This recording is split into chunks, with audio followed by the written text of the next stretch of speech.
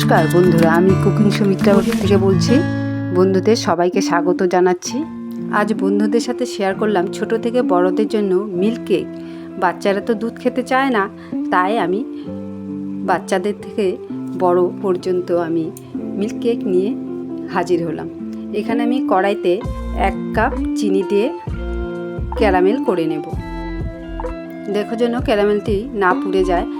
সামান্য জল দিয়ে ক্যারামেলটিকে গুলিয়ে নিলাম। আর এখানে আমি 500 গ্রাম দুধ দিয়ে দিব। নতুন পুরানো বন্ধুদের বলছি, ভিডিওটি শুরু থেকে শেষ পর্যন্ত দেখার জন্য অনুরোধ রইল। দেখে যাও, আশা করছি খুবই ভালো লাগবে। বাচ্চারা তো দুধ খেতে চায় না, তাই 10 মিনিটে এই রেসিপিটি বানিয়ে ফেলো। লিকুইড দুধটি দিয়ে এখন আমি গুঁড়ো দুধ দিয়ে দিলাম। 1 প্যাকেট গুঁড়ো দুধ দিয়ে ভালো করে মিশিয়ে নিতে হবে। এই গুঁড়ো দুধটা দিলে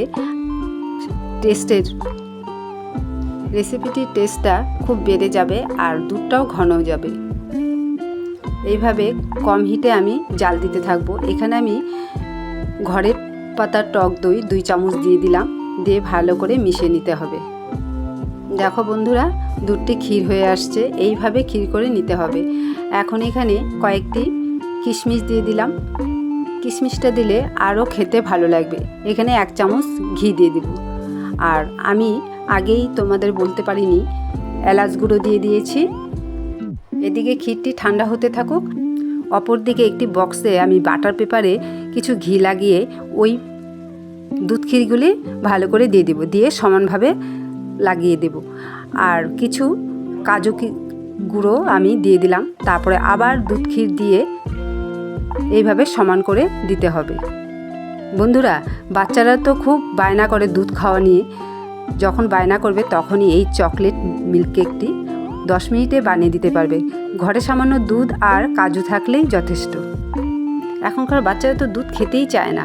এই চকলেট মিল্ক কেকটি অবশ্যই দুধ দিয়ে বানিয়ে বাচ্চাদের খাওয়াবে, একদম তৃপ্তি করে খাবে। এখানে আমি 30 মিনিট রেস্টে রেখে দিয়েছিলাম। তোমরা চাইলে 10 থেকে 15 মিনিট ফ্রিজে রেখে দিতে পারো।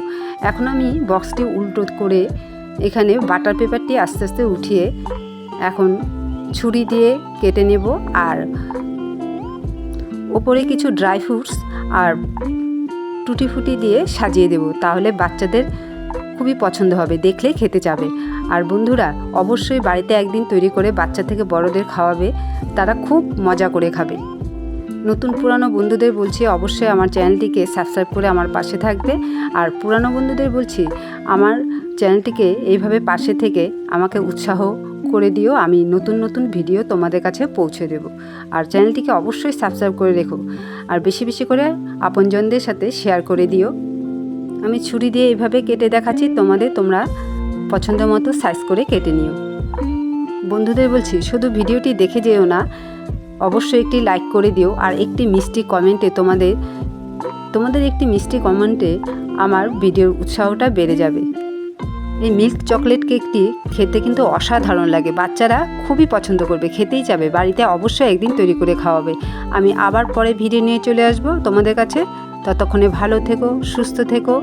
আর বন্ধুরা, আমার ফেসবুক পেজে অনেক ধরনের রেসিপি দেওয়া আছে, কাইন্ডলি ফলো করে দিও। নতুন নতুন সহজ রেসিপি পাওয়ার জন্য অবশ্যই আমার চ্যানেলটিকে সাবস্ক্রাইব করে রেখো। নতুন পুরানো বন্ধু 2 বন্ধুকেই বলছি ধন্যবাদ।